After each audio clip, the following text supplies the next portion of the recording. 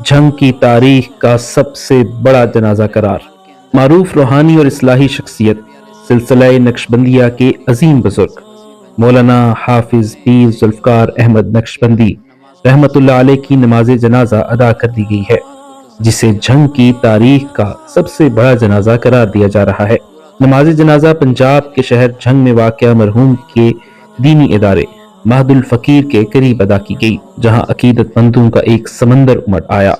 دور دور تک انسان ہی انسان دکھائی دیتے تھے، جبکہ فضا غم، خاموشی اور رکت سے بھرپور تھی۔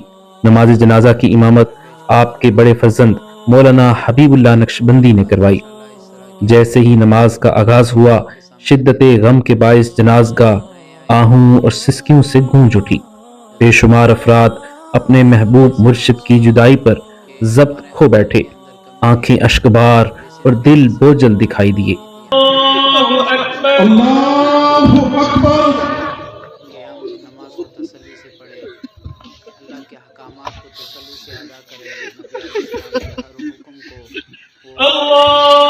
اللہ اکبر۔ اسلام کی باتیں سننا ہوگی اور دین کو پڑھنا ہوگا، اس کے لیے محنت کرنا ہوگا، اور اسی طرح مزید اچھی ویڈیو دیکھنے کے لیے دنیاوی اسلام کے دنیاوی احکامات، اخروی احکامات جتنے وہ سب جاننے کے لیے ہمارے پیج کو فالو کرے، جو ہے نا، آپ کو ہر وقت انشاءاللہ اس طرح کی اچھی مزید علمی ویڈیوز آپ کے سامنے آتی رہیں گی۔ اگر چینل پر نئے آئے ہیں تو چینل کو سبسکرائب کریں۔ اللہ اکبر، اللہ اکبر۔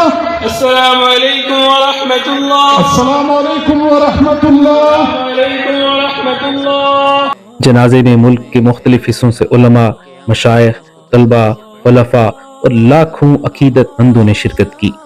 تاہم شدید دھند اور غیر معمولی ٹریفک جام کے باعث بڑی تعداد میں لوگ جنازے میں شرکت سے محروم رہ گئے۔ نماز جنازہ اور تدفین کے بعد بھی لوگوں کی آمد کا سلسلہ تھما نہیں۔ قافلے در قافلے جنازگاہ اور تدفین کے مقام پر پہنچتے رہے۔ کوئی آخری دیدار کی حسرت لیے آیا تو کوئی مرحوم کے لیے دعا کے چند لمحے مانگنے۔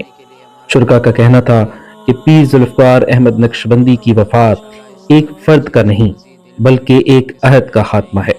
انہوں نے اپنی پوری زندگی تزکیہ نفس، اصلاح معاشرہ اور سنت نبوی کی دعوت کے لیے وقف کیے رکھی اور لاکھوں دلوں کی اصلاح کی۔